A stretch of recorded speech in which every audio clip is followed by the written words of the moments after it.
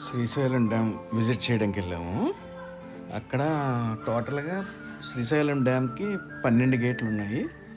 12 గేట్లలో 9 గేట్లు మాత్రమే రిలీజ్ చేశారు, ఎందుకంటే వాటర్ ఫ్లో ఎక్కువ ఉంది, దానివల్ల రిలీజ్ చేశారు.